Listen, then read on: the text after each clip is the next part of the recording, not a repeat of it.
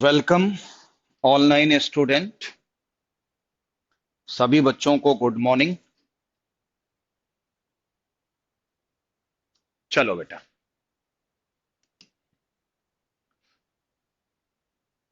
हाँ जी, चलें जी, शुरू करें। देखो बेटा, हम लोगों ने लास्ट लेक्चर के ऊपर, आप सब जानते हैं कि हमारा जो चैप्टर चल रहा है उसका नाम केमिकल इक्विलिब्रियम है।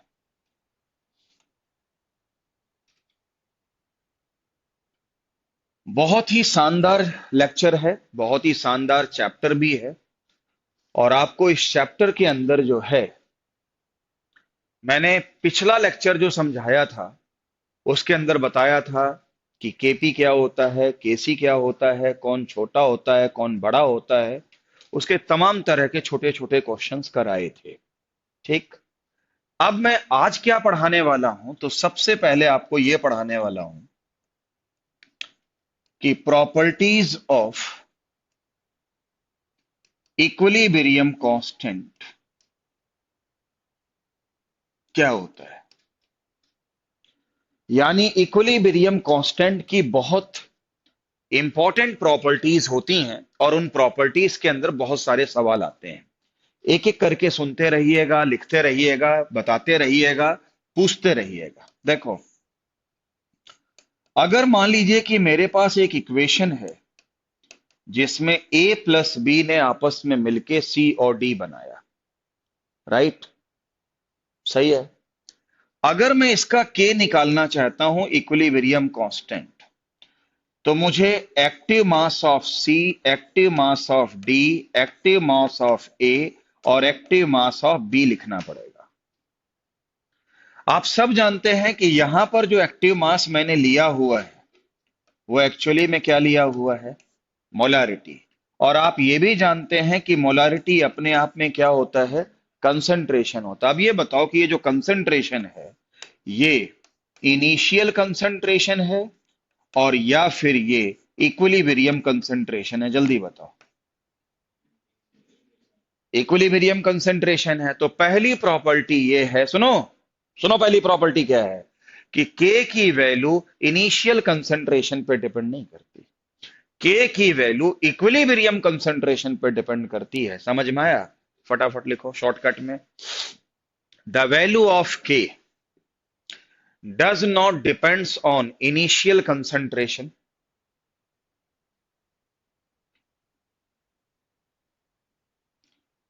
It's depend on equilibrium concentration. It's depends on equilibrium concentration. ठीक, पहली प्रॉपर्टी हो गई। और बेटा, इक्विलिब्रियम कंसंट्रेशन कितनी होगी ये टेम्परेचर डिसाइड करेगा। इसका मतलब वैल्यू ऑफ के depend on temperature. Value of के जो है वो टेम्परेचर पे डिपेंड करती हो, चाहे वो केसी हो, चाहे वो केपी हो, और चाहे वो के का कोई भी और रूप हो। वो only and only depends on क्या बेटा? टेम्परेचर पे डिपेंड करती है। लेकिन अब इस पे बहुत सारे सवाल मेडिकल में आ चुके हैं कि कैसे डिपेंड करती है। चलिए शुरू करते हैं और आपको समझाते हैं। देखो, इसके लिए हम इक्वेशन पढ़ते हैं और इस इक्वेशन को हम कहते हैं वॉन हॉफ इक्वेशन। ठीक। और वो फार्मूला मुझे आपको पूरा लिखना पड़ेगा क्योंकि उससे क्वेश्चन बीच से भी आते हैं। और वो फार्मूला ये होता है D by D T L N K P equal to delta H not by R T square. मुझे याद है मेडिकल में एक बार क्वेश्चन वॉन्ट ऑफ इक्वेशन पूछी थी, तो बच्चों को ये वाला फार्मूला याद नहीं होता है। वो जो दूसरा बुक्स में डायरेक्ट लिखा होता है वो याद होता है। वो बताऊंगा क्या आता है, लेकिन वो जो फार्मूला बना है वो इससे बना है। रुको एक बार बता देते हैं। डी वाई डी टी समझते हो? डिफरेंशिएशन है टी के रिस्पेक्ट में। केपी समझते हो? एलन समझते हो? Natural log. और डेल्टा एच नॉट समझते हो? Enthalpy change standard. आर समझते हो, गैस कांस्टेंट, ठीक है, और टी समझते हो, टेम्परेचर। ये फार्मूला हमें ये बताता है कि केपी केसी की वैल्यू टेम्परेचर पे कितना डिपेंड करती है, और बाकी और जितने भी फैक्टर्स हैं वो कांस्टेंट होते हैं। राइट। चलिए इस फार्मूले को थोड़ा और समझते हैं और डीटी को उस तरफ भेजते हैं। तो D L N K P equal to delta H not by का आर टी स्क्वायर और इनटू क्या हो गया बोलो, dt हो गया। राइट। आ गया समझ में? क्लियर है? आगे चलें। उसके बाद आप क्या करो, उसके बाद आप इस इक्वेशन का इंटीग्रेशन कर दो। चलो इंटीग्रेशन करा, तो यहां इंटीग्रेशन का साइन लगा दो। लगाने के बाद लेफ्ट हैंड साइड में क्या बचेगा बेटा, एल एन के पी बचेगा, delta H not by R बाहर आ जाएगा क्योंकि वो कांस्टेंट है और उस पर इंटीग्रेशन नहीं लगेगा। और 1/t² का इंटीग्रेशन माइनस का 1/t होता है, पता होगा। 1/t² का इंटीग्रेशन माइनस का 1/t होता है। और ये पता है आपको कि अगर इंटीग्रेशन विदाउट लिमिट की जाए तो एक इंटीग्रेशन कांस्टेंट हम यहां पे c को लेते हैं। चलिए आगे समझते हैं। बताओ इस इक्वेशन में वेरिएबल कितने हैं? दो। एक तो क्या है, टेम्परेचर, और एक क्या है, केपी। तो अगर मैं ये मान लूं कि T1 टेम्परेचर पे केपी KP1 है और T2 टेम्परेचर पे केपी KP2 है, मान सकता हूं। तो हमें एक दो इक्वेशन मिल जाएगी, L N K P one equal to delta H not by R, कहीं लिखने में मिस्टेक हो तो बताना, माइनस का 1/T1 प्लस सी, तो देखो वही रहेगा, सी तो वैल्यू चेंज होगी नहीं। और दूसरी इक्वेशन क्या बनेगी, L N K P two equal to delta H not by R minus का 1/T2 प्लस सी लगेगा। सही है बेटा? अगर समझ में आ गया है तो बच्चों ये देखो, अगर इक्वेशन टू से इक्वेशन टू को अगर इक्वेशन वन से माइनस करके, हाँ बेटा, मैं एक स्टेप बीच में खा जाता हूं और डायरेक्ट लिख देता हूं। यहां क्या आएगा, L N K P two minus L N K P one. अपा क्या लिख सकते हैं इसको direct, L N K P two by K P one, और आगे देखो क्या हुआ, delta H not by R तो कांस्टेंट हो गया, वो तो कॉमन हो गया। और जब आप इससे इसको माइनस करोगे तो ये प्लस हो जाएगा, यानी 1/T1 माइनस 1 क्या बेटा, T2। बच्चों को ये वाला फार्मूला याद रहता है, ये वाला। ठीक है, ठीक। और ये फार्मूला हमें क्या बताता है कि टेम्परेचर को चेंज करने पर केपी कितना चेंज होगा, तो ये तो याद रहता है। ठीक है, तुम बेशक ये याद करो, बीच का बेशक याद ना करो, लेकिन वो जो शुरू वाला फार्मूला था ना, क्या, d/dt L N K P equal to delta H not by R T square, वो जरूर याद रखना, क्योंकि मेडिकल में काफी चीजें आपको याद रख के ही आपका काम चल जाएगा। ठीक, आ गया समझ में? अब मैं इस पे कुछ छोटे छोटे हलवा टाइप के सवाल आपको करा देता हूं। ठीक है, देखो क्वेश्चन ये है, आ गया समझ में? सुन ले भाई, पहले क्या बताया, के की वैल्यू इक्विलिब्रियम कंसंट्रेशन पर डिपेंड करती है, और इक्विलिब्रियम कंसंट्रेशन कितना होगा, टेम्परेचर डिसाइड करेगा। तो इसलिए कहा जाता है कि इक्विलिब्रियम कांस्टेंट कोई भी हो, वो ओनली डिपेंड्स ऑन क्या बेटा, टेम्परेचर। राइट, राइट है। आगे चल पड़े, बता दें आगे। देखो एक हलवा सा सवाल ये है कि अगर रिएक्शन एक्सोथर्मिक है और T1 की वैल्यू T2 से ज्यादा है, या T2 ज्यादा हो सकता है, वो तो अपने ऊपर है, कुछ भी है। तो बताओ के पी वन और के पी टू में क्या संबंध है? ये क्वेश्चन है। ये क्वेश्चन मेडिकल में आ चुका है, जेई में आ चुका है। अगर रिएक्शन एक्सोथर्मिक है और T1 की वैल्यू T2 से ज्यादा है, तो आपको बताना है कि Kp1 और Kp2 में क्या रिलेशन है। लगाओ दिमाग बेटा। ऑनलाइन स्टूडेंट, अगर आपके पास में रिस्पॉन्स है तो आप हमें जवाब दे देना। लेकिन यह क्वेश्चन हमारा है कि अगर रिएक्शन एक्सोथर्मिक है और T1 और T2 आपके सामने दो सीन क्रिएट हो रहे हैं, तो आपको बताना होगा कि Kp1 और Kp2 में कौन ज्यादा है और कौन कम है। ठीक है, चलिए मिलजुल के सवाल करते हैं। शुभम, आप लगता है आपने कर लिया। क्या है Kp2 किससे? देखते हैं। हाँ भाई, इधर देखो। अगर रिएक्शन एक्सोथर्मिक है तो आप मानते होगा ना बेटा, डेल्टा एच नॉट की वैल्यू माइनस आएगी। ये माइनस आएगी रोहित भाई, सही है। अच्छा, अगर T1 ज्यादा है तो 1/T1 जो है कम हो जाएगा, या ये भी बताना पड़ेगा। और अगर ये वैल्यू कम हो जाएगी तो ये भी नेगेटिव हो जाएगा, और नेगेटिव नेगेटिव, तो इसका मतलब ln Kp2 अपॉन Kp1 का रिजल्ट पॉजिटिव आ जाएगा। आ जाएगा। और शुभम ने क्या बताया था भाई? शुभम, Kp2 ग्रेटर देन क्या बेटा? Kp1। सही है, क्योंकि हमें पता है कि अगर लॉग में किसी रेशियो की वैल्यू पॉजिटिव आती है तो फिर ऊपर वाला ज्यादा होता है और नीचे वाला कम होता है। ऐसे सवाल आपने समझे? और क्वेश्चन ऐसा भी बन सकता है। हाँ भाई रोहित भाई, अगर रिएक्शन कैसी है?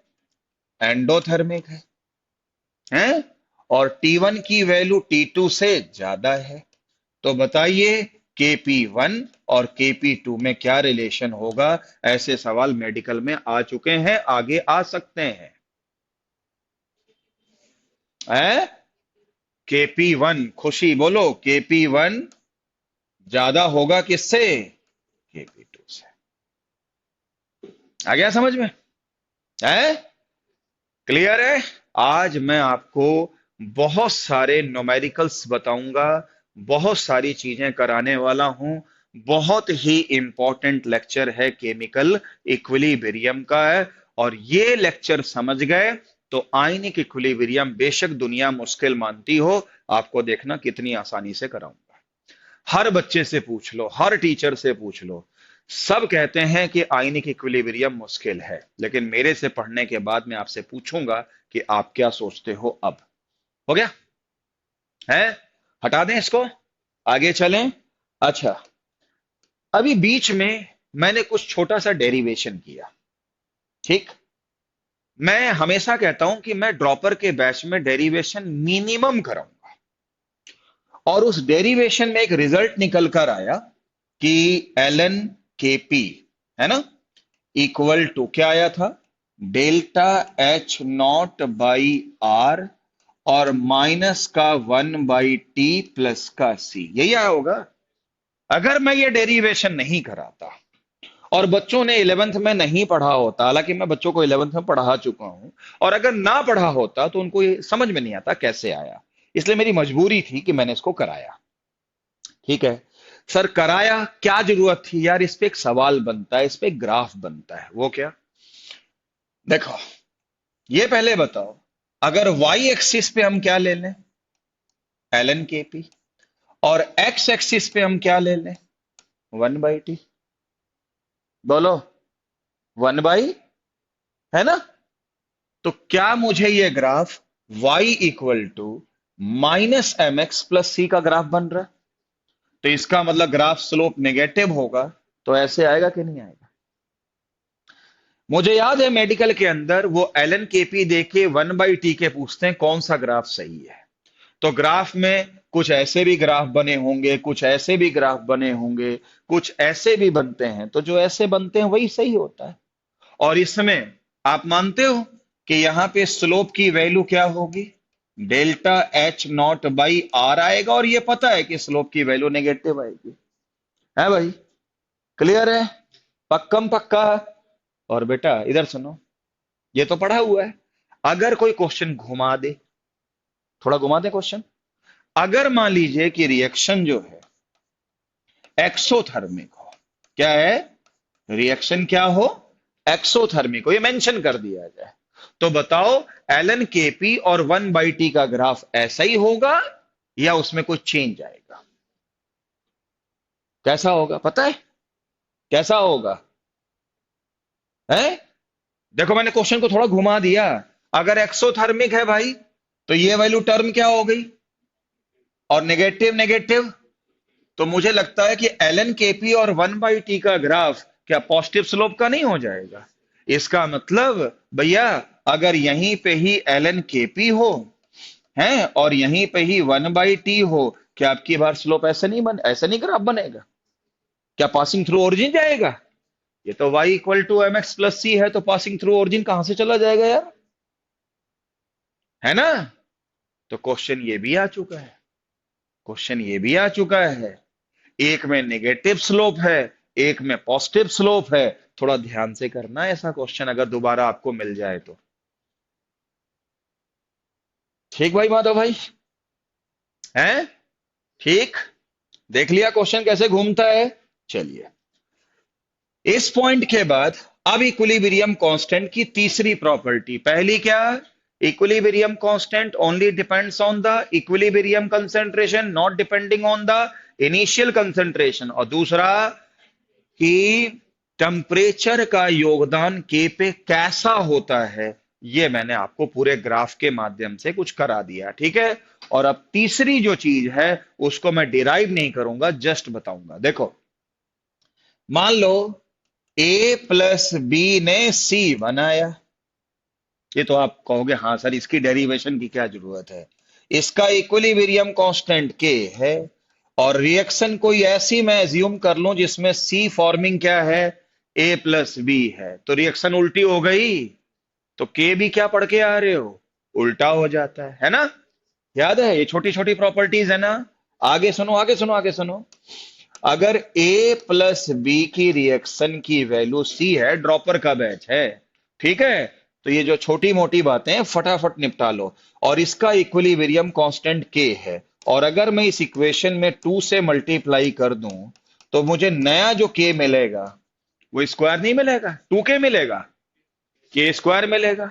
तो जिस नंबर का मल्टीप्लाई करते हो पावर में चला जाता है, और 3 का मल्टीप्लाई करोगे तो क्यूब हो जाएगा, और डिवाइड किया तो, जैसे मान लो 2 से डिवाइड कर दूं तो k/2 हो जाएगा या स्क्वायर रूट हो जाएगा?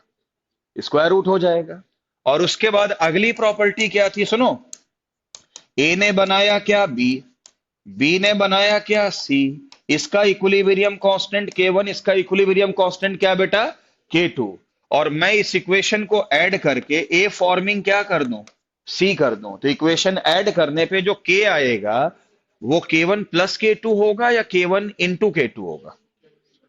ऐड करने पर के मल्टीप्लाई हो जाते हैं, और डिवाइड करने पर के, नहीं sorry sorry sorry sorry, minus करने पर जो के है वो क्या? डिवाइड कर जाते हैं, ठीक है? क्या इन सब का भी प्रूफ चाहिए? डायरेक्ट इन पे क्वेश्चन कराऊं तो बेहतर होगा। चलो कराऊंगा, लेकिन फटाफट एक बार लिख लो। पहला वाला, ये तीसरा number, if equation reverse K reverse.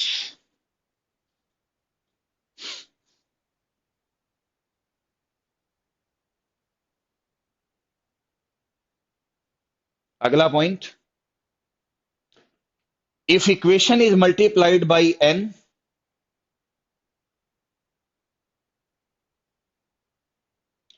New K equal to पुराने वाले के का पावर एन। ऐसे ही होगा ना? And if any equation is divided by N, तो जो न्यू के है वो पुराने वाले के का 1/n। ठीक। और अगली लाइन लिख लो शॉर्टकट में, if equations are added, if equations are added K are multiplied, K are multiplied, ठीक है, and if equations are subtracted K are divided. पहले बताओ, हाँ जी, इसमें किसी चीज का प्रूफ तो नहीं चाहिए है? भाई बता दियो कि सर आपने तो बता दिया लेकिन हमने तो 11th में पढ़ा ही नहीं था। तो कई बार हम समझते हैं ना कि बच्चे को ये आता है लेकिन एक्चुअल में वो नहीं आता है। तो इतने कम बच्चों में तो पूछा ही जा सकता है, अपनी भावनाएं सारी बता सकते हो कि क्या होता है। अब इतने कम बच्चों में भी अगर अपने डाउट्स नहीं पूछोगे तो कैसे काम चलेगा? ठीक है, तो बहुत ध्यान पूर्वक अगली बात को समझिएगा और मैं अगली बात को आपको बताता हूं, ठीक? चलें जी, शुरू करें। चलिए, अब अपना जो समय है, क्वेश्चन शुरू करते हैं। पहला, H2 प्लस I2, बहुत आसान सा सवाल। फॉर्मिंग 2HI, इस इक्वेशन का जो K है वो 16 है। तो ये बताओ 2HI forming H2 plus I2 का K क्या होगा? बिल्कुल हलवा सवाल है ये। 1/4 है, मेडिकल में ऐसे ही आते हैं। ठीक, बोलो। पढ़ा तो मैं IIT एडवांस भी दूं, लेकिन वो आपके मतलब का नहीं है, ठीक है, और आधी जनता छोड़ के भाग जाएगी। सही बात है, तो के की वैल्यू क्या हो जाएगी? 1/16। सही है, पहला क्वेश्चन समझ में आया। चलो, ये तो हलवा सवाल था। अगला भी आसानी है। 2SO2 plus O2 reversible sign 2SO3, इसका K 16 है। और अगर हम SO3 forming SO2 plus half O2 कर दें और इसका K पूछा जाए, बताओ, ये सब मेडिकल में आए हुए हैं, इनको तो देखते ही कहते नहीं आंखों में इशारा हो गया, बिल्कुल उसी तरीके से। पहले बताओ, रिएक्शन उल्टी है कि नहीं है? तो 1/16 है और ऊपर से 2 से डिवाइडेड भी है, तो स्क्वायर रूट भी लेना पड़ेगा। तो 1/16 का स्क्वायर रूट 1/4 होगा। और ऐसे क्वेश्चन को बड़ी आसानी से हम सॉल्व कर सकते हैं। सही है, आगे आओ। अगला क्वेश्चन, ए ने बनाया बी, बी ने बनाया सी, सी ने बनाया डी, और मुझे पूछा गया डी से ए का के बताओ। और इसका जो के है वो 2 है, इसका जो के है वो 3 है, इसका जो के है वो 4 है।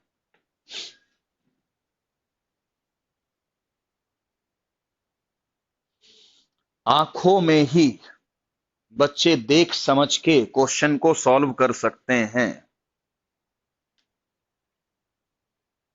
मेरे पास कुछ क्वेश्चन और भी एग्जामों के हैं, मैं नोट है मेरे पास।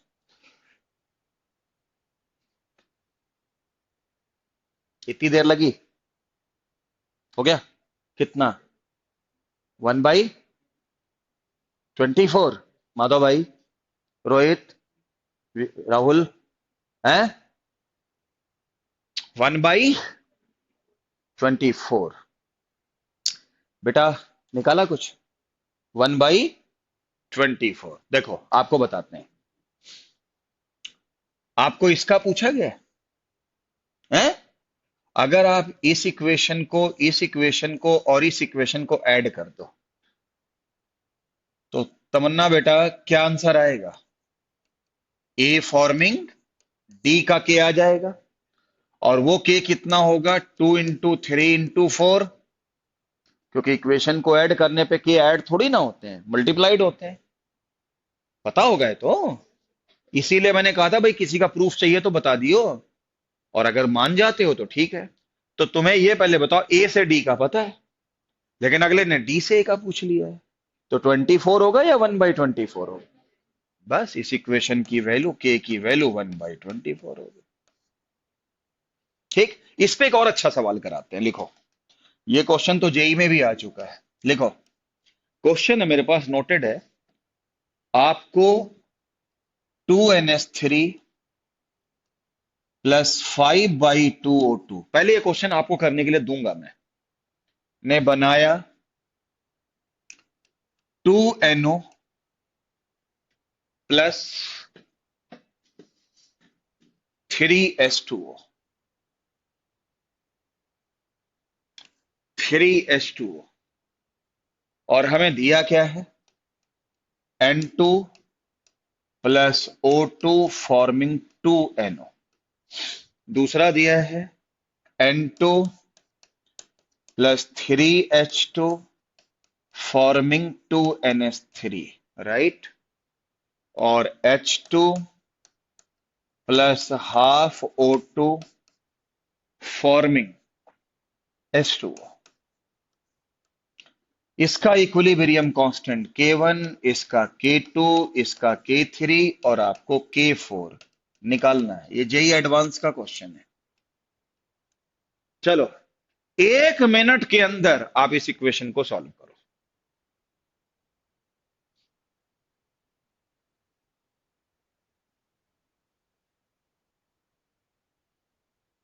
गुड, क्या बात।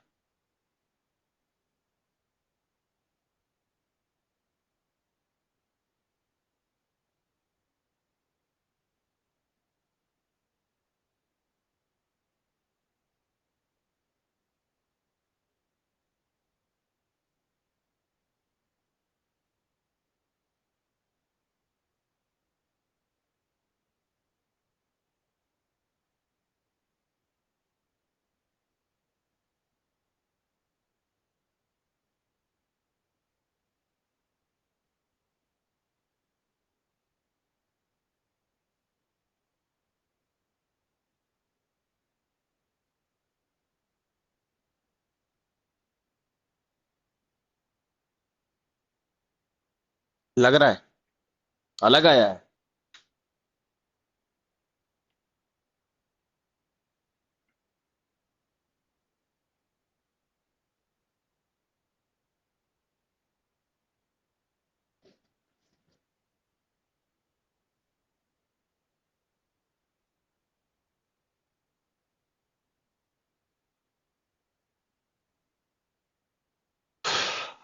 चलो निकाल दिया अपना आंसर। देखो, जो बच्चे इस क्वेश्चन को पूरा सॉल्व करेंगे वो अपना 10 मिनट बर्बाद कर लेंगे। पहले सुन लो, 10 मिनट आपके बर्बाद हो जाएंगे। उसके बाद भी पता नहीं एग्जाम के प्रेशर में आप गलती ना कर जाओ। ठीक, आपको इतनी समझ तो होनी चाहिए कि जब इक्वेशन का के दिया है और इक्वेशन का के निकालना है तो जोड़ घटाना मल्टीप्लाई डिवाइड करना है। किसको नीचे रखना है, किसको ऊपर रखना है, किसमें मल्टीप्लाई करना है, किसमें डिवाइड करना, देखो कैसे करते हैं। देखो इधर, देखो इधर ध्यान से। अगर आपको क्वेश्चन को सॉल्व करना है तो एक बात सुन लो। इस इक्वेशन में आप एक चीज देख रहे हो, आपको ये चाहिए। इसमें कहीं पे 5/2 O2 भी दिया हुआ है ना? कभी भी 5 मतलब O2 पे ध्यान नहीं दिया जाता है। O2 अपने आप जितने आने होते हैं वो आ जाते हैं, बाकी चीजों पे ध्यान दो। देखो, अब आपका ये आपकी रिक्वायरमेंट है और ये आपको गिवन है। तो पहले ये बताओ, आपको अमोनिया के कितने मोल चाहिए? 2। कहां है अमोनिया? इधर है, 2 ही है। लेकिन वो राइट हैंड चाहिए राहुल, राइट हैंड चाहिए। और हमें चाहिए किधर? तो एक चीज तो कंफर्म हो गया कि K4 की वैल्यू क्या होगी तो भी डिसाइड होगा। लेकिन ये पता है कि इसकी वैल्यू नीचे K2 आएगी। ऐसे करते हैं। हो गया, आगे देखते हैं कौन नीचे आएगा कौन ऊपर आएगा। 5/2 O2 की तरफ ध्यान नहीं देना है। 2NO right hand side, 2NO right hand side ही है। इसका मतलब K1 में कोई बदलाव तो नहीं, बदलाव आएगा तो ऊपर ही रहेगा। आ रहा है समझ में? है? और उसके बाद में 3H2O चाहिए और राइट हैंड साइड में चाहिए। तो H2O तो है लेकिन 3 चाहिए, तो और राइट हैंड साइड में चाहिए। तो क्या K3³ नहीं हो गया? और राइट हैंड साइड का मतलब डिवाइड नहीं करना है। तो क्या ये वैल्यू K 3 का क्या क्यूब होगा, K3 का क्यूब ना। ठीक, रुक जाओ रुक जाओ। उसके बाद में 2NO और 3H2O को जोड़ा गया है राइट हैंड साइड में। तो 2NO और 3H2O को जोड़ा गया है, तो क्या मैं यहां प्लस लिख दूं, क्या लिख दूं, मल्टीप्लाई लिख दूं। ये आंसर किसका था, ऐसे करते हैं। रोहित का नहीं था, आना चाहिए देखो। और कोई पूरा लिख के करेगा, वो नहीं कर पाएगा। तेरा कहां गलती हो गई थी। अच्छा, अप्रोच तो यही थी ना। ठीक है, अप्रोच से मतलब है, वो आंसर तो कोई बात नहीं। बोलो, है तो इस तरह के क्वेश्चन कर लोगे कि नहीं कर पाओगे, कर लेंगे, कोई इश्यू नहीं। अच्छा, उसके बाद रुक जाओ बेटा, एक अगला क्वेश्चन करा देते हैं। इन विच रिएक्शन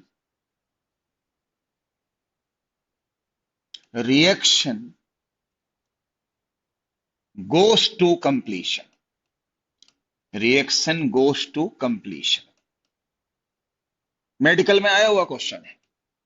पहले पीएमटी होता था, अब नीट हो गया।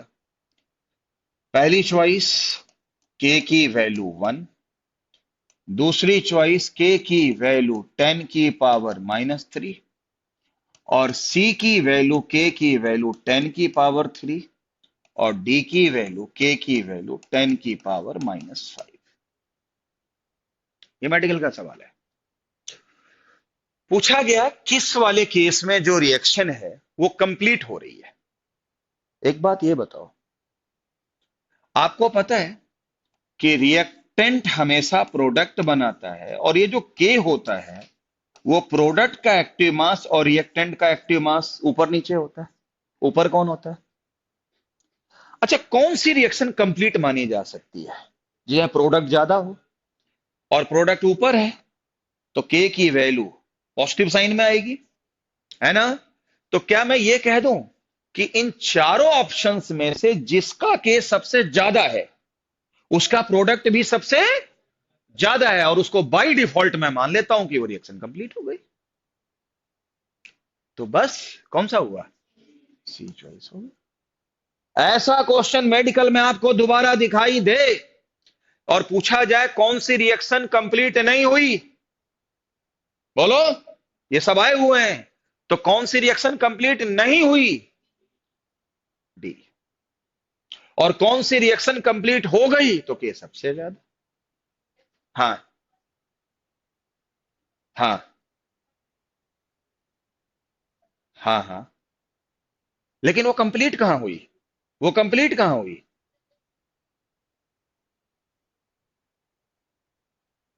नहीं, डिसोसिएशन कैसे कंप्लीट, अगर रिएक्टेंट पूरा डिसोसिएट हो गया, रिएक्टेंट मान लो खत्म हो गया, फिर तो रिएक्टेंट जीरो आएगा, और बाई जीरो तो इंफिनिटी होता है, वन क्यों आएगा। आया समझ में। ठीक, ऐसे ही एक बार मेडिकल में ऐसा क्वेश्चन भी आया, देखो, I2 ने बनाया 2I, ये मेडिकल का क्वेश्चन है, नोट करते रहना, क्वेश्चन ही ज्यादा करवाऊंगा, थ्योरी तो 11th में पढ़ के नहीं आ रहे हो, हैं। तो I2 फॉर्मिंग 2I, इसमें क्या दिया था, at equilibrium a choice I2 की कंसंट्रेशन I के बराबर है, बी चॉइस I2 की concentration much greater than I है, सी चॉइस I2 की concentration much less than I है, और फोर्थ चॉइस में यहां पर नन ऑफ दीज दिया है, और यहां पर के की वैल्यू कुछ मुझे याद आ रहा है 10 की पावर -5 दिया हुआ था। क्या मतलब है भाई, तमन्ना जल्दी बोलो, ये तो आंखों आंखों में क्वेश्चन होने चाहिए, है ना। बताओ, के की वैल्यू दिख रहा है, 10 की पावर -5 है। What do you mean my 10 की पावर -5, इसका मतलब प्रोडक्ट बहुत ही कम बना है। तो प्रोडक्ट अगर बहुत कम बना है तो आई की कंसंट्रेशन बहुत कम होगी, किससे, I2 से, तो कौन सा सही होगा, सेकंड वाला सही होगा।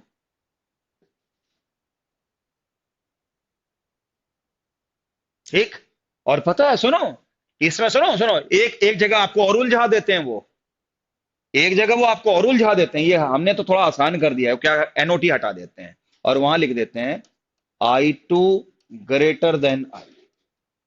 ये लिख दिया तो सही तो ये भी है, सही ये भी है। लेकिन ऑब्जेक्टिव का एक नियम क्या है कि जब दो सही दिख रहे हो तो ज्यादा सही कौन है, क्योंकि निशान तो एक ही में लगाना है। तो तुम्हें नहीं दिख रहा है 10⁻⁻5 में है, तब भी आंसर क्या होगा, सेकंड ही सही होगा। तो ऐसी जगह पे भी बच्चे गलतियां करते हैं, फंसना नहीं कहीं पे। सही ये भी है, गलत नहीं कह सकते इसको आप। बोलो, आया समझ में? तो इस तरह के हलवा टाइप के सवाल कर लोगे, हैं? कर लोगे ना? गुड, कर लोगे, अच्छी बात है। रुको, अब जो मैं अगला विषय आपके सामने लेकर आऊंगा, ये तो सारे सवाल ऐसे थे जिनको आंखों में ही आंखों देखकर आपने ये किया वो किया और ये हो गया वो हो गया, लेकिन कुछ सवाल करने पड़ते हैं। केपी और किसके, केसी के। तो करने वाले कैसे किए जाते हैं, मैं आपको पहले अप्रोच बता देता हूं, फिर आपको बताऊंगा कैसे करना होता है, ठीक है? तो मैं बेसिकली अब आपको यह बताने जा रहा हूं कि आपका देखो, न्यूमेरिकल की जब तक आपको अप्रोच क्लियर नहीं होगी तब तक आप क्वेश्चन को नहीं कर पाओगे। अब मैं वो क्वेश्चन आपके सामने रखूंगा जो आंखों ही आंखों में नहीं होंगे, इसको तो आपको करके देखना पड़ेगा। न्यूमेरिकल अप्रोच देखो, मान लो H2 plus I2 forming 2HI, ठीक है? और सुनो, ये इक्वेशन है, और जिस समय रिएक्शन शुरू नहीं हुई, इसके ए मोल इसके बी मोल एक वी लीटर कंटेनर में हुए, वी लीटर कंटेनर में हुए एक पर्टिकुलर टेम्परेचर पे, और उन्होंने आपसे पूछा कि इसमें केपी कैसी बताओ, ए और बी के टर्म्स में बताओ, ठीक है? केपी कैसी बताओ, ठीक? देखो इधर, हाँ देखो, आपको इनिशियल मोल्स दिए हुए हैं ए और बी। सुनो, आप ये सोचो कि इक्विलिब्रियम कैसे स्टेब्लिश होता है। पहले फॉरवर्ड रिएक्शन चलती है, फिर बैकवर्ड चलती है, फिर रेट बराबर होता है, फिर इक्विलिब्रियम होता है ना? जब कभी भी न्यूमेरिकल का क्वेश्चन आए, और आता है, तो आपको बीच में नहीं फंसना है। बीच में फॉरवर्ड चली बैकवर्ड चली, ये ज्यादा चली ये कम चली, नहीं, बीच में नहीं फंसना है। आपको दो ही स्थितियों से मतलब क्या है, दो ही स्थितियों से आपको मतलब है कि एक तो इनिशियल वैल्यू क्या है और एक इक्विलिब्रियम पे क्या है। बीच में फॉरवर्ड चली बैकवर्ड चली, ये ज्यादा चली ये कम चली, उसमें करोगे मतलब रिएक्शन के साथ में कैरी नहीं करना है, बहना नहीं है। अगर बह गए तो फिर बह गए। आप कहोगे जी हमें मतलब नहीं बीच में क्या हुआ, हमें मतलब यह है कि इनिशियल क्या है और इक्विलिब्रियम पे क्या है। तो T=0 का मतलब तो रिएक्शन अभी शुरू नहीं हुई, तो ए और बी खर्ची नहीं होंगे, तो प्रोडक्ट भी क्या होगा, 0। और अब मैं ये एज्यूम कर लूंगा कि टी की वैल्यू क्या आएगी, टी इक्विलिब्रियम। इक्विलिब्रियम ले लिया, क्या इक्विलिब्रियम पे ए पूरा खर्च हो जाएगा? लेकिन कुछ तो खर्च होगा, माना एक्स मोल खर्च हो गए, तो बताओ इसके मोल्स कितने बचे, A-X। हुआ ना ऐसा, A-X। बोलो, अब इसका एक मोल इसके एक से ही रिएक्ट करता है, तो इसका एक्स भी इसका एक्स ही खाएगा, और उसके थे कितने, बी, और उसका भी एक्स अगर खर्च हो गया तो उसके कितने बचे, B-X। और अगर इसका एक मोल खर्च होता है और इसका दो बनता है, तो इसका एक्स खर्च होगा, तो यहां कितना होगा, 2x होगा। ये मोल्स कब के हैं, ठीक? और केपी केसी इन्हीं से मतलब रखते हैं। अब ये बताओ, अगर मैं सभी में वॉल्यूम से डिवाइड कर दूं, तो क्या ये सभी कंसंट्रेशन नहीं हो गए? और अगर मुझे केसी निकालना होगा, तो केसी निकालने का मतलब होगा एच आई की मोलारिटी लेके होल स्क्वायर H2 की मोलारिटी ये वाली नीचे, I2 वाली मोलारिटी नीचे। मैंने गलत तो नहीं कहा? अब बताओ HI की कंसंट्रेशन कितनी है? 2x/v, और ऊपर हो गया होल स्क्वायर। आया समझ में? और ये पहले बताओ H2 कितना होगा? A minus X upon V, और ये कितना होगा? B minus X by V. V शायद कैंसिल हो जाते होंगे, और सॉल्व करने के बाद आएगा 4x² upon A minus x और B माइनस एक्स। ठीक, केसी ऐसे निकाला जाता है। और जब केसी आ गया तो केपी निकालना कोई दिक्कत नहीं है, अपने को फार्मूला पता है। KP equal to KC R T की पावर क्या? Delta N G. अगर आपको केसी पता है, केपी निकाल लोगे, आर टी और डेल्टा एन जी। पिछले लेक्चर में मैंने काफी क्वेश्चन इसके कराए थे आपको, एक बार वीडियो देख लेना पुरानी, आपको दिख जाएंगे सारे। याद है? अच्छा, इस क्वेश्चन में अगर वो वॉल्यूम ना दें तो काम नहीं चल जाएगा? हैं? हैं? तो देखो, क्या मैं ये लिख सकता हूं बेटा? इफ, देखो ट्रिक बनाओ, इफ डेल्टा एन जी, यहां कितना आएगा? Delta N G 0। तो डेल्टा एन जी 0 होने से केपी केसी बराबर होते हैं। तो जो इसका केसी आएगा वही इसका केपी आएगा। लेकिन क्या मैं ये बता सकता हूं कि डेल्टा एन जी अगर 0 होगा तो केपी की वैल्यू किसके बराबर होगी? केसी के बराबर। इधर इधर एक मिनट में देखो तो मैं लिख के आ रहा हूं, इक्वल टू के एन। एन है नंबर ऑफ मोल्स। क्या आपको नहीं लगता कि अगर डेल्टा एनजी की वैल्यू 0 है तो वॉल्यूम की वैल्यू कैंसिल हो जाएगी, और जो नंबर ऑफ मोल्स लिखोगे, नहीं आया समझ में? जो नंबर ऑफ मोल्स निकालोगे बस वही वही चाहिए अपने को। अरे वॉल्यूम तो कैंसिल हो जाएगा। आया समझ में? तो जब डेल्टा एनजी 0 होगा ना, तो जो के लिखोगे ना, के, वो सिर्फ मोल के टर्म्स में लिख देना, वी को इग्नोर कर देना, वो तो कैंसिल हो जाएगा। आया समझ में? इस प्रॉब्लम में आपने क्या देखा? आपने पहले केसी निकाला, फिर क्या निकाला? केपी। क्वेश्चन उल्टा भी हो सकता है, क्वेश्चन उल्टा भी हो सकता है। वो कैसे? देखो, अप्रोच देखो। H2 plus I2 forming 2HI, T equal to 0 पर इसके A मोल्स, इसके B मोल्स और इसके 0 मोल्स। बीच में नहीं फंसना है। T इक्वल टू जब इक्विलिब्रियम आया तो A minus x, B minus x और 2x हो गए। बेटा आप केपी निकालना है पहले, केपी। तो केपी के लिए क्या चाहिए? Partial pressure. और पार्शियल प्रेशर कैसे निकलता है? Total pressure into mole fraction. ये तो मोल है, मुझे मोल फ्रैक्शन चाहिए। तो राहुल भाई, मोल को मोल फ्रैक्शन में आप कैसे बदलते हैं? टोटल मोल से डिवाइड कर दो। तो जरा एक बात बताओ, टोटल मोल्स कितने होंगे? ए प्लस बी। अगर मैं ए माइनस एक्स को ए प्लस बी से डिवाइड कर दूं तो ये वैल्यू क्या होगी? Mole fraction. नहीं, पार्शियल प्रेशर नहीं हुआ। पार्शियल प्रेशर तो तब होगा जब हम total pressure into mole fraction करें। तो मोल फ्रैक्शन तो ये है, और टोटल प्रेशर में कितना मान लेता हूं? पीटी। अब हो गया ये पार्शियल प्रेशर है। अब बताओ, B minus X, sorry, B minus X को भी किससे डिवाइड कर दो? ए प्लस बी से। हो गया है ना? ये तो हो गया मोल फ्रैक्शन। और इनटू क्या कर दो? P total. क्या ये पार्शियल प्रेशर नहीं हो गया है? और 2x को भी किससे डिवाइड कर दो? ए प्लस बी से। तो ये मोल फ्रैक्शन, और इंटू पी टोटल कर दो। हो गया है ना? तो ये पहले बताओ कि यहां पे केपी कितना होगा? केपी क्या था? पार्शियल प्रेशर एच आई ले लो स्क्वायर करते हुए, पार्शियल प्रेशर क्या ले लो? H2 ले लो, पार्शियल प्रेशर क्या ले लो? I2 ले लो, राइट।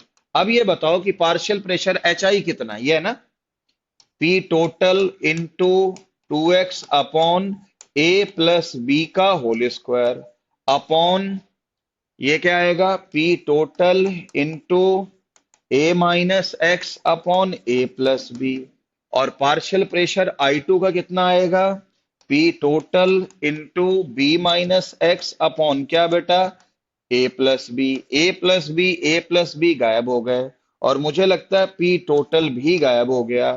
तो यहां पर केपी की भी वैल्यू कितनी आएगी, सॉल्व कर लो। सिर्फ क्या बचेगा, 4x², और नीचे क्या रहेगा, a माइनस एक्स और b माइनस एक्स। मैं हट जाता हूं, आप चेक करके देख लो कि सही है कि गलत है। अब आपकी कैलकुलेशन देख लो, आपके सामने आ गया। देखो, और मैंने साबित कर दिया, क्या केसी की भी वैल्यू यही थी कि नहीं थी, क्या केपी की वैल्यू ये थी कि नहीं थी, बराबर आई है। हाँ बेटा, क्या एक ट्रिक और बना ले, पी टोटल कैंसिल नहीं हो गया है। तो अगर डेल्टा एनजी की वैल्यू 0 हो तो केसी के लिए वी मत ढूंढना, और केपी के लिए पी मत ढूंढना कि सर दिया ही नहीं है, जरूरत ही नहीं थी, जब जरूरत ही नहीं तो दिया है। हो सकता है दिया भी, हो सकता है ना भी दिया हो, काम ऐसे चल जाएगा। चले, आ गया न्यूमेरिकल अप्रोच। और ये क्वेश्चन करने पड़ेंगे, ये आंखों में नहीं होंगे, ये करके देखने पड़ेंगे। और अप्रोच क्या है, वो ये ऐसे करते हैं, बीच में नहीं फंसना है। बीच में फंसोगे, यार फॉरवर्ड हुआ बैकवर्ड हुआ ये जा नहीं। इक्विलिब्रियम के पहले की स्थिति क्या है और इक्विलिब्रियम पे क्या है, बस मुझे ये चाहिए। न्यूमेरिकल अप्रोच आराम से हो जाए। अब मेडिकल में तो हलवा सवाल आते हैं, कोई लंबी लंबी कैलकुलेशन तो आती नहीं है। मैं उन क्वेश्चनों की प्रैक्टिस करवा देता हूं आपको। ठीक, करवा दूं भाई, बोलो। तो ठीक है, अब ऐसा करने पर मेरा पहला सवाल आपके लिए ये रहा, PCl5 ने टूट करके PCl3 दिया और साथ में Cl2 दिया। बढ़िया बात है, दिया है तो अच्छी बात है। इसका जो K है वो समथिंग 16 है, ओके। और इसके इनिशियल मोल्स PCl5 के 3 मोल्स हैं, ओके हैं। इफ वॉल्यूम ऑफ कंटेनर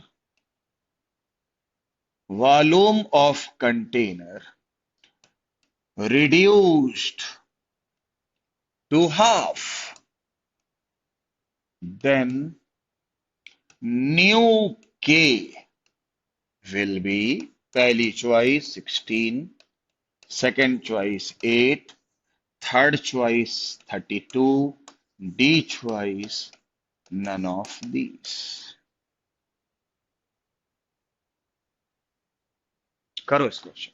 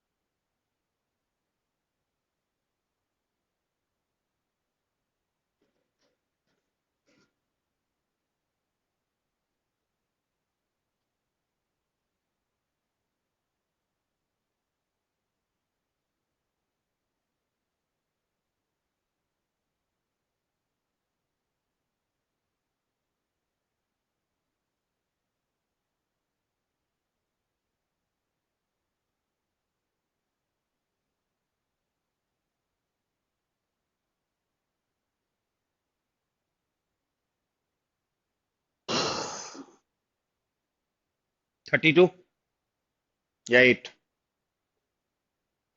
कितना, 32। ठीक, देख बेटा, मैंने आप लोगों से पहले भी कहा कि मेडिकल के क्वेश्चन में बहुत लंबी चौड़ी कैलकुलेशन नहीं करनी पड़ती है। ठीक है, पहले तो मैं ये डिस्क्लोज कर दूं कि मेरा आंसर ये है, नीट में आया हुआ क्वेश्चन है। ओ भाई, 1 घंटा हो गया पढ़ाते हुए लगभग। के की value only depends on temperature. इन्होंने किया क्या है, उन्होंने पहला के कितना दे रखा है, उसके बाद किया क्या, वॉल्यूम में परिवर्तन किया, टेम्परेचर में कोई चेंज किया, कहीं कुछ बताया है, वही रहेगा चाहे कुछ भी करो।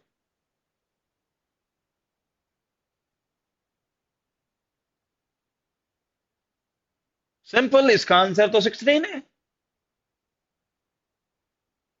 नया समझ में?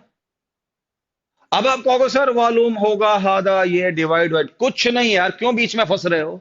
कहा नहीं, बीच में नहीं जाना है। हाँ, अगर उन्होंने कह दिया न्यू डिफरेंट टेम्परेचर पे, फिर एक अलग बात हो सकती है। लेकिन अगर ये इक्विलिब्रियम है, वॉल्यूम उन्होंने आधा किया, डबल किया, कुछ करो यार, बीच में मुझे फंसना ही नहीं है। अगर टेम्परेचर क्या है वही है तो के भी वही रहेगा।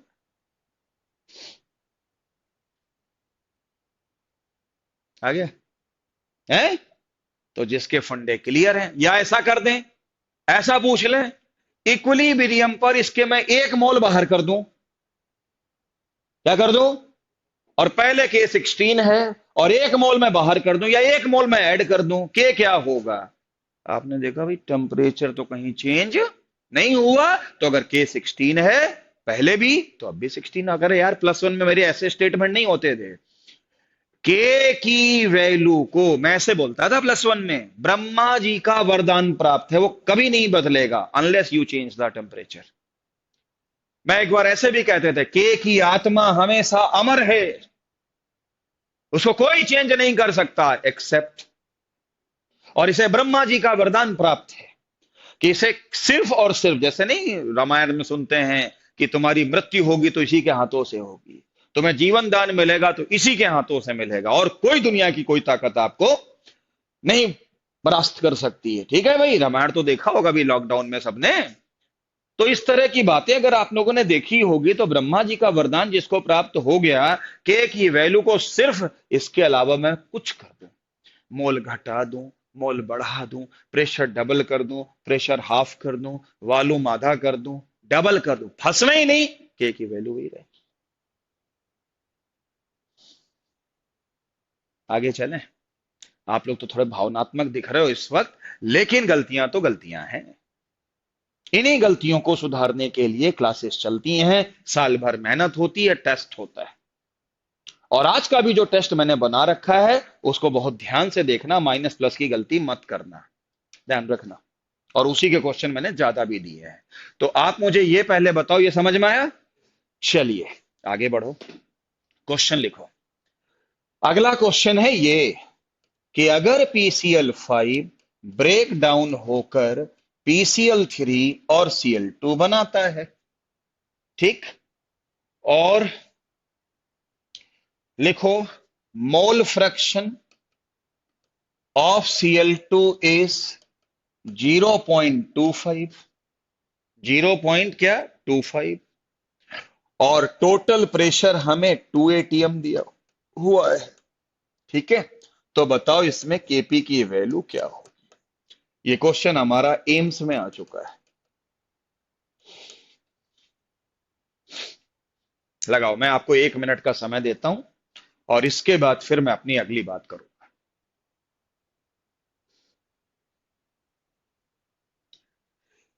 ये तो आ गया ना सबके समझ में? हाँ,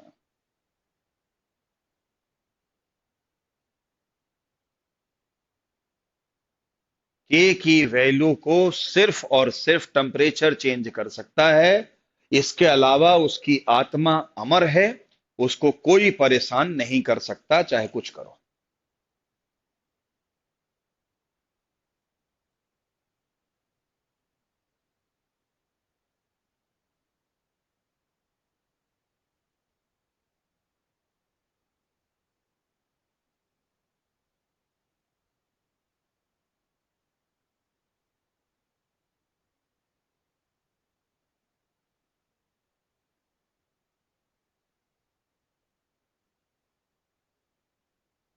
बेटा, अगर मैं किसी क्वेश्चन को जल्दी में बता दूं तो मेरे को टोक दियो, ठीक है?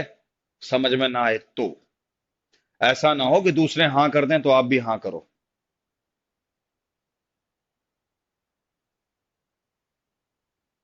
हैं? 1/4?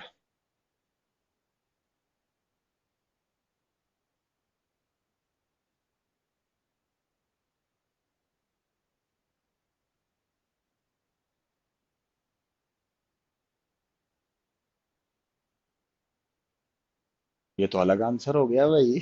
1/6 है।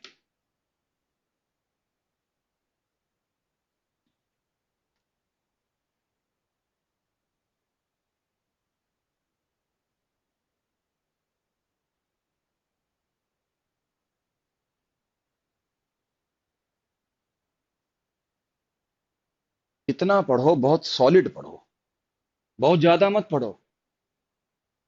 जो पिछले 5-6 सालों से मेडिकल का पेपर आ रहा है वो क्या ये कहता है बहुत हाई फाई पढ़ो? ये कहता है क्या? वो क्या कहता है? जो पढ़ो क्लियर पढ़ो। अब ये सवाल आपसे गलत हो गया। क्वेश्चन ऐसा क्वेश्चन नहीं, फिर भी गलत हो गया।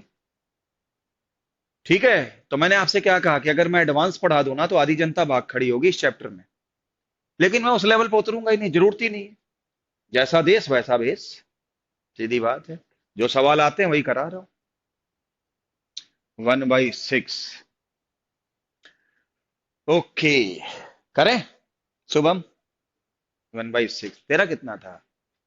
आपका बहुमत तो कम हो गया भाई। है, एक बार देखो। देखो, PCl5 forming PCl3 plus Cl2। बताओ, इक्विलिब्रियम पर Cl2 का मोल फ्रैक्शन कितना है? हैं? 0.25, यानी किसका? Cl2 का है। अच्छा। रोहित भाई, अगर मैं PCl3 का भी इक्विलिब्रियम मोल फ्रैक्शन 0.25 लिख दूं तो मैंने कोई गलती कर दी क्या? क्यों? जितने Cl2 के मोल्स बनेंगे उतने ही PCl3 के बनेंगे। तो अगर एक का मुझे मोल फ्रैक्शन पता है तो दूसरे का भी वही होगा। है? अच्छा, मोल फ्रैक्शन टोटल कितना होता है? 1। तो अगर ये दोनों मिलके 0.5 हो गए तो फिर PCl5 के कितने मोल फ्रैक्शन बचेंगे? 0.5। नहीं आया समझ में? कोई फ्रैक्शन तो वो नहीं होता है। अब बताओ, मोल फ्रैक्शन हो गया। केपी पूछा है तो मोल फ्रैक्शन को किससे मल्टीप्लाई करते हैं? टोटल प्रेशर से। कितना है? 2। हो गया? है? तो केपी कितना हुआ? ये ऊपर ये नीचे। 0.25 इंटू 2 अपॉन 0.5 इंटू 2 कितना आएगा? 1 बाई कि 1/6? 1/4 आएगा। तो इसी का सही है। अच्छा, 1/6 कैसे आया, जरा एक बार मुझे बताया जाए। कोई तो वजह रही होगी 1/6 आने की। रोहित भाई, है? बताओ 1/6 कैसे आया, पहले बताओ। क्या मिस्टेक? बताओ मिस्टेक, बताओ मिस्टेक क्या है। नहीं आया समझ में? अप्रोच देख रहे हो? कोई बड़ी प्रॉब्लम तो नहीं है। छोटी है लेकिन ट्रिकी है। ऐसे सवाल आते हैं भाई। देखो कैसे सोचा जाता है राहुल, सुनो। यार केपी चाहिए। देखो कैसे सोचता हूं। केपी चाहिए तो पार्शियल प्रेशर चाहिए, तो total pressure into mole fraction चाहिए। टोटल प्रेशर तो दे रखा है। यानी अपना जुगाड़ अगर ये पता लग जाए इसका मोल फ्रैक्शन, इसका मोल फ्रैक्शन और इसका मोल फ्रैक्शन, तो काम हो जाएगा। है ना? लेकिन अगले ने दिया कितने का है? मोल फ्रैक्शन सिर्फ एक का। लेकिन बाकी दो अपने दिमाग से निकाले ना। क्योंकि जितना ये बनेगा उतना ये बनेगा, तो जितना मोल उसका फ्रैक्शन होगा उतना ही इसका होगा। टोटल कितना होता है? 1। और तीनों को मिला के मोल फ्रैक्शन कितना होगा? 1। इनका इनका पता है। तो हमने 11th में पढ़ते नहीं थे कि अगर सबका पता है तो टोटल में से सबका जोड़ दो तो जो बच गया उसका आ जाएगा। ठीक। तो अगले सवाल पे चलें। लिखो अगला सवाल। अगला सवाल ये है, A+2B फॉर्मिंग, A+2B फॉर्मिंग लिखो। क्वेश्चन है 2C+D। 2C+D, इसके 1.1 मोल, इसके 2.2 मोल इनिशियल है। ओके, ये दिया हुआ है इनिशियल। और इन्होंने कहा है कि at equilibrium 0.2 mole formed. 0.2 mole formed. तो एट इक्विलिब्रियम 0.2 मोल्स क्या बेटा फॉर्म्ड। ठीक है। कैलकुलेट, कैलकुलेट आपका केसी, कैलकुलेट क्या बेटा केसी। करो इस क्वेश्चन।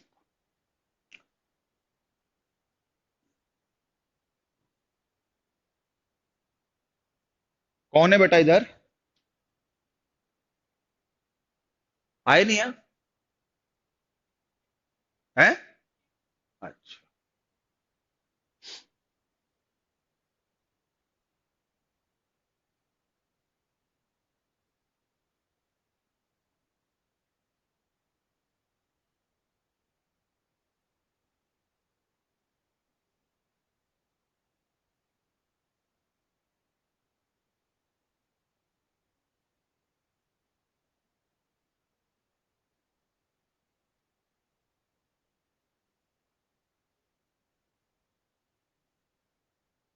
हाँ, 0.2 मोल सी के बने हैं, सी बोला ना मैंने?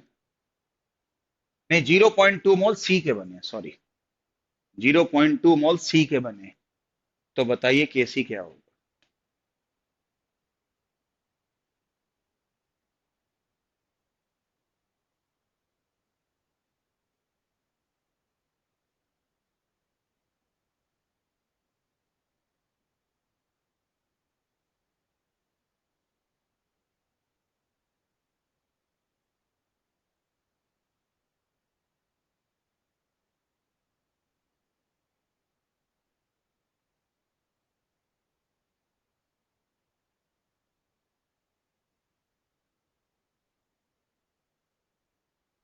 कितना?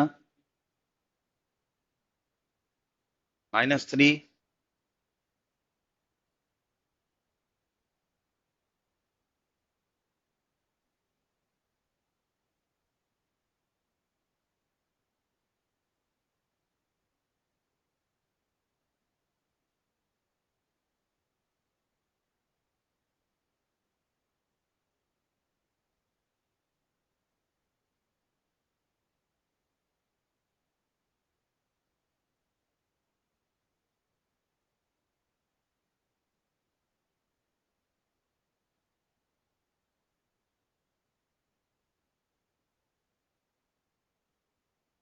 ठीक है।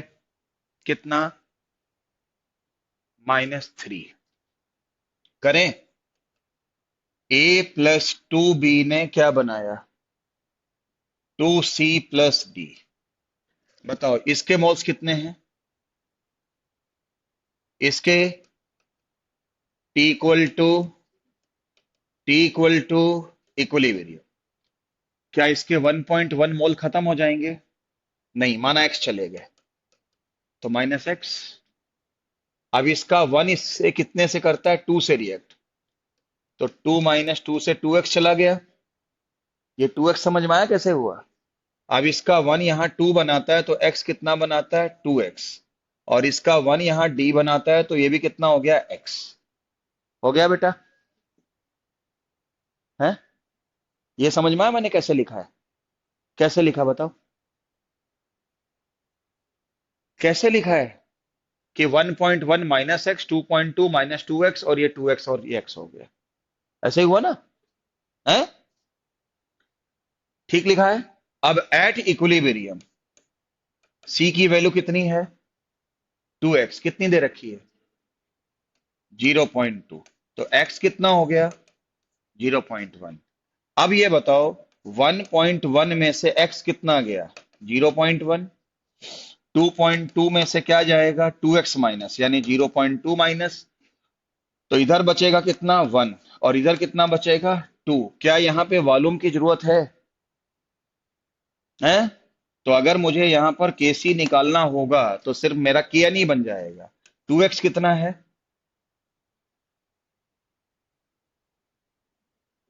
0.2। सिर्फ 0.2 लिखो? स्क्वायर भी करना पड़ेगा, समझ में आया? है? और एक्स डी की वैल्यू बोलो? 0.1 हो गया। डिवाइडेड बाई बोलो कितना हो गया? 1 इंटू 2 का स्क्वायर कितना आएगा ये? 10⁻³ होगी।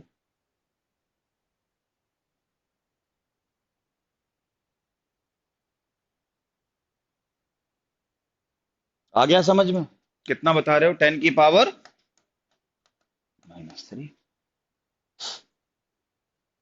Okay.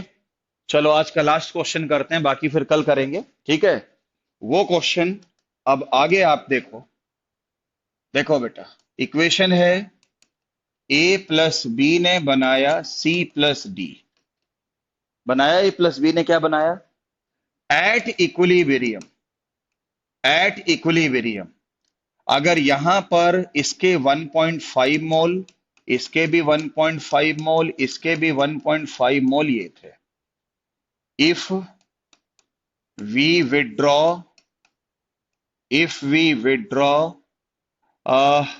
0.25 mole of C, then nu K will be। Answer बताओ।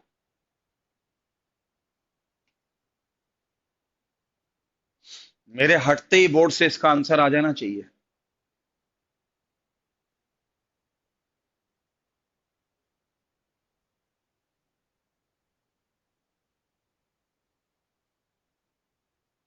देखो, ये इनिशियल दे रखी है कि इक्विलिब्रियम, तो K कैसे आएगा?